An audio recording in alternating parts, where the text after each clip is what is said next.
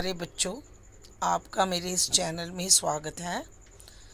आज हम कक्षा 9 की हिंदी स्पर्श भाग 1 पुस्तक का पाठ दुख का अधिकार पढ़ेंगे, जिसमें लेखक ने जब दुख आता है गरीब और अमीर के उस दुख में क्या अंतर करता है समाज, उसके बारे में जानकारी लेंगे। सबसे पहले हम पढ़ेंगे लेखक के बारे में। इस पाठ के लेखक का नाम है यशपाल। यशपाल जी का जन्म 3 दिसंबर 1903 को फिरोजपुर छावनी पंजाब में हुआ था। उन्होंने कई विधाएं लिखी, जैसे उपन्यास, कहानियाँ, निबंध, व्यंग, संस्मरण, वैचारिक साहित्य। उपन्यास भी लिखे। उपन्यास जो थे दिव्या, देशद्रोही, झूठा सच, दादा कामरेड, अमिता, मनुष्य के रूप, मेरी तेरी उसकी बात, क्यों फंसे। कहानी संग्रह भी हैं, जिनमें है पिंजरे की उड़ान, फूलों का करता, धर्म युद्ध, सच बोलने की भूल, ज्ञानदान, बसवामृत, चिंगारी, तुमने क्यों कहा था मैं सुंदर हूँ, उत्तमी की माँ। व्यंग संग्रह लिखा चक्कर क्लब। संस्मरण लिखा सिंहा अवलोकन।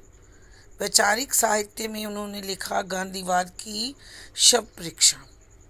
संपादन उन्होंने किया विप्लव का। उन्हें साहित्य अकादमी पुरस्कार पद्म भूषण भी मिला और उनका निधन हुआ 26 दिसंबर 1976 को। अब हम पढ़ते हैं इस कहानी में लेखक ने क्या समझाया। सबसे पहले लेखक ने समझाया है कि हमारी पोशाक यानी कपड़े जो हम पहनते हैं, वो हमें समाज के अलग अलग भागों में बांट देते हैं। जैसे कि आप यहाँ देख रहे हैं, देखिए, ये है समाज की विभिन्न जो तबके बने हुए, जिनमें है अमीर, मध्यम वर्ग और गरीब। उसके बाद है जो बच्चे काम काज करते हैं, उनके ऐसे कपड़े होते हैं। इन कपड़ों से पहचान आ जाती है कि ये व्यक्ति किस श्रेणी से संबंध रखता है।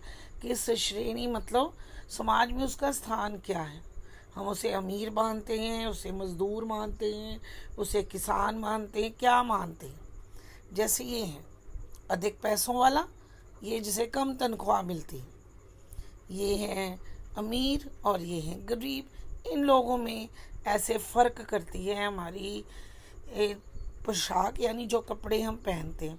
लेखक का ये भी मानना है कि जो कपड़े हम पहनते हैं, ये हमें तरक्कियां भी दिलाते हैं और कई बार समाज में हमें बड़ा नीचा भी गिरा देते हैं। जब कभी हम किसी गरीब के बारे में जानने की कोशिश करते हैं, तो हमारी ये पोशाक हमें कभी कभी ऐसा करने से रोकती है। क्यों? क्योंकि हमें लगता है कि अगर हमने ऐसा किया तो लोग क्या सोचेंगे, क्यों इसके पास बैठा, क्या कमी है इसमें। तो जो पोशाक है, यही हमारे लिए कई काम शुरू भी करवा देती है, कई कामों से हमें रोक भी लेती है। जैसे कि हम कहते हैं कि नहीं, पतंग टूट गई, कट गई, तो धीरे धीरे धीरे नीचे आती है, हवा जो है से वो गिरने नहीं देती। वैसे ही हमारी पोशाक भी है। ये जब हमने कभी चाह कर भी हम चाहें दूसरों के दुख के बारे में जानने के लिए, तो ये हमें हमेशा रोक देती है।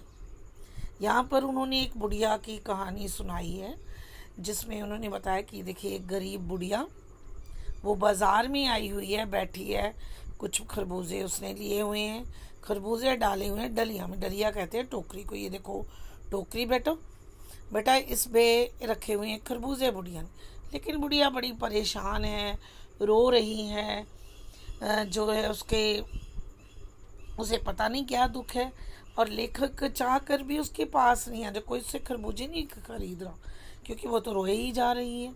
अब रोते हुए बंदे के पास कोई बैठता नहीं, ये सभी जानते हैं। तो आस पड़ोस में जो लोग खड़े हैं, वो सब आए जा रहे हैं, जाए जा रहे हैं, कोई उसके पास खड़ा नहीं हो रहा। लेखक चाह रहा था कि वो इसकी व्यथा यानी इसके दुख को सुने, पर दुख को सुने कैसे, वो तो रो रही थी। अब जब लेखक जो भैया, ये आप देखिए, ये है लेखक। लेखक खड़े हैं, वे चाह रहे हैं कि पूछें बुढ़िया से। तब उन्होंने देखा कि आस पड़ोस की दुकानों पर लोग खड़े हैं और लोग जो हैं इसके बारे में कई कई बातें कर रहे हैं। जैसे ये व्यक्ति कह रहा है कि देखो, इनके लिए इसका जो बेटा ऐसे मरे हुए कुछ दिन भी नहीं हुए और आ गई बेहिया खरबूजे बेचने। जब ये जो लाला जी बैठे हुए दुकान पे, ये कह रहे हैं इनके लिए क्या है, इनके लिए खसम लुगाई, बेटा बेटी, खसम लुगाई, आदमी औरत, सब रिश्ते वो कह रहे हैं कि वो हैं सिर्फ पैसा। ये रोटी के लिए कुछ भी कर सकते हैं, रोटी के लिए किसे भी बेच सकते हैं, किसी भी रिश्ते को तोड़ सकते हैं। वहीं ये व्यक्ति ये कह रहे हैं कि कैसी बेहया है, इसे शर्म नहीं आ रही है, ये आकर बैठ गई है, इसके घर में सूतक चल रहा है, सूतक के चलते कौन इससे खरबूजे खरीदेगा। वहीं ये व्यक्ति हैं जो ये कह रहे हैं, कई लोग बाज़ार में आते जाते हैं बाहर से, किसी को क्या पता इसके घर में सूतक है। सूतक होता है किसी के मरण पर जो 13 दिन का हम सोग मनाते हैं। सोग जो मनाते हैं, दुख, उस दुख में ना किसी के घर से कुछ लिया जाता है जिस घर में मृत्यु हुई हो, ना ही कोई उसे देता है। तो सारे लोग जो हैं ये कहते हैं कि अगर किसी ने इससे खरबूजे खरीद लिए तो वो तो अपवित्र हो जाएगा, उसका धर्म भ्रष्ट हो जाएगा और ऐसे व्यक्ति को दोबारा पवित्रता लेने के लिए यानी उसे स्नान करना पड़ेगा। अब उसके तो पूरी पवित्रता चली गई, उसका धर्म भ्रष्ट हो गया। लेखक इनकी बातों को सुनकर बड़े परेशान है कि हुआ क्या है। तो उन्हें इस घटना से ये पता चला, आसपास के इन लोगों से, ये जो लोग खड़े हुए हैं, ये लोग दूसरों के दुख को कैसे देख रहे हैं। गरीब है वो औरत, आई है बाज़ार में खरबूजे बेचने। तो लेखक को इनसे क्या पता चला कि इस बुढ़िया का एक बेटा था, नौजवान, जिसकी उम्र कितनी थी, 23 बरस, 23 साल का उसका बेटा था। जैसे आप ये देख रहे हैं, उसका नाम था भगवाना। भगवाना जो है अपने परिवार का पेट भरता था। शहर के बाहर उसने थोड़ी सी ज़मीन ले रखी थी जिसमें वो कछियारी करता था। कछियारी कहते हैं खेती बाड़ी को। वो वहाँ सब्जियाँ बेचता, बीजता, कभी वहाँ खरबूजे बेचता, यानी कुछ भी बेचता और उसे बाज़ार में ले जाकर वो बेचता। कभी उसकी माँ बैठ जाती, कभी वो चला जाता और ऐसे जो है वो अपने परिवार का पालन पोषण करता था। अब एक दिन क्या हुआ कि जैसे ही भगवाना सुबह सुबह गया अपने खेत में खरबूजे तोड़ने के लिए ताकि वो बाज़ार में बेच के आए, उसका पैर जो है वो गीली मेड़ पर पड़ गया। मेड़ कहते हैं जो क्यारियाँ बनाई जाती हैं, उसमें जो बीच की जगह होती है उसे मेड़ कहते हैं। उस मेड़ पर बैठा था एक सांप और उस सांप ने उस भगवाना को काट लिया। जैसे ही सांप ने भगवाना को काटा, उसका बदन नीला पड़ने लग गया, शोरगुल हो गया, आसपास शोर मच गया कि भगवाना को सांप ने काट लिया। यह बात सुनते ही उसकी माता खेत में दौड़ी दौड़ी आई और उसको उठाकर घर ले गई। अब बावली जो हो गई, वो बावली मीन्स बड़ी बेचैन पागलों जैसी उसकी हालत हो गई। एक उसका बेटा, उसे सांप ने डस लिया। अब वो उसे क्या बचाए। जहाँ वो रहती थी वो तो पिछड़ा इलाका था, अनपढ़ थी वो, तो उसने अपनी बुद्धि के अनुसार काम किया। उसने क्या किया, ओझा को बुलाया। ओझा होते हैं जो झाड़ फूंक करते हैं, टोना टोटका करते हैं। ओझा को बुलाकर टोना टोटका करवाई। ये देखिए, ये ओझा ऐसे व्यक्ति जो होते हैं ये दिखावे के होते हैं। और पर उसने जो, क्योंकि उसकी तो वो तो अनपढ़ थी, उसकी उतनी ही बुद्धि ने काम किया, अंधविश्वासी भी थी वो, और उसने उस हिसाब से ओझा को बुला लिया। ओझा को बुलाकर झाड़ फूंक करवाई, टूने टूटके भी करवाए कई तरह के। जैसे जैसे उसे लोगों ने कहा वो वैसा वैसा ही करती गई। फिर उसने नाग देवता की पूजा भी करवाई, यानी सांप की पूजा भी करवाई। ये सब उसने क्यों किया, ये सब उसने इसलिए किया ताकि उसका बेटा किसी न किसी तरह बच जाए। और ये सारे जो हैं उसके अंधविश्वास थे। ये उस कारण हुआ क्योंकि वो अनपढ़ भी थी। अब क्या हुआ कि कोई चीज़ काम नहीं आई। बुढ़िया का जो बेटा था उसके मुंह से झाग निकलने लगी, शरीर काला पड़ने लगा, और वो जैसे एक बार बोलना उसने बंद किया तो वो बिल्कुल सदा के लिए चुप हो गए, यानी उसकी मृत्यु भी हो गई। अब बुढ़िया और उसका परिवार फूट फूट कर रोने लगे। घर में जो कुछ भी था, जो कुछ भी मीन्स उसके घर में जो मतलब है कि अनाज था, जितना भी, जिसे उसने पाठ में लिखा, जो भी चूनी भूसी थी, चूनी भूसी का मतलब होता है जो भी पैसे थे, जो भी अनाज था, वो सारा उसने दान दक्षिणा में लगा दिया। दान तो देना ही था। ओझा ने झाड़ फूंक किया, पुजारी ने पाठ किया, तो इन सबको देने के लिए उसे दान दक्षिणा देनी पड़ी। इसमें उसके घर का जो भी कुछ था वो लग गए। अब वो क्या करे, वो क्या करे, उसने जो मुर्दा है उसको अंतिम संस्कार भी करना है। अब उस अंतिम संस्कार के लिए उसे नंगा तो विदा करना नहीं था मुर्दे को, यानी उस मृत शरीर को। तो उसने उसके लिए कपड़ा भी नया खरीदना था और लकड़ियाँ भी खरीदनी थी। इसके लिए उसने क्या किया, जो उसके छन्नी ककना थे, छन्नी ककना होते ये गहने, ये देखिए ये जो गहने हैं कान में, नाक में, गले में, हाथों में, पैरों में जो पहनते हैं, ये सारे उसने उसके लिए बेच दिए। अब स्थिति उसकी ये हो गई कि बेटा नहीं रहा, घर में जो था वो सब चला गया। अब लोग उसे उधार भी नहीं देने वाले थे। क्यों नहीं दे रहे थे कि कौन कमाएगा, कब से ये उधार चुकाएगी। और घर में जो था उसका परिवार वो पूरा भूखा था, पोता पोती भूखे, और बहू जो वो है बीमार थी। अब उसने आकर फिर से खरबूजे लेकर वो बाज़ार में आ गई। जैसे आप यहाँ देख रहे हैं कि अब पेट तो भरना था बच्चों का, बहू को दवाई भी दिलानी थी, बाज़ार में आ गई। लेकिन आने का उसका कोई फ़ायदा नहीं था क्योंकि वो रोते ही चली जा रही थी। लेखक ने जो इसकी ये हालत देखी तो उससे अपने पड़ोस की बुढ़िया के बारे में याद आई जिसका 1 साल पहले बेटा मरा था। अब उसने की तुलना दोनों की। ये देखिए अमीर औरत।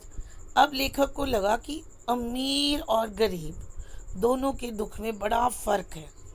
दोनों को दुख को समाज बड़े अलग अलग तरीक़ों से लेता है। समाज बड़ा अंतर करता है। क्या फ़र्क था?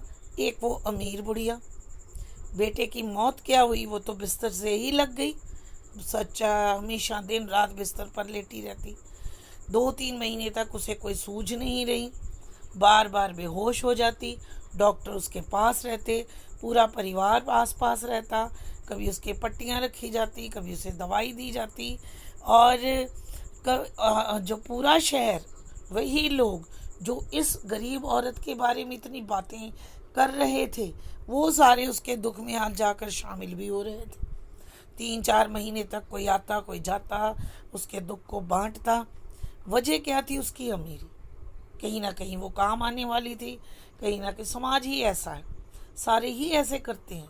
अब वहाँ दूसरी वो औरत, बूढ़ी औरत, गरीब, लाचार, परिवार भी पालना है, घर में कुछ नहीं है, और ऊपर से समाज, क्योंकि उन्हें पता है बुढ़िया के साथ उनका क्या संबंध, ये उनका क्या लाभ करने वाली, इसलिए जो मुंह में आया वो बोलने लगे।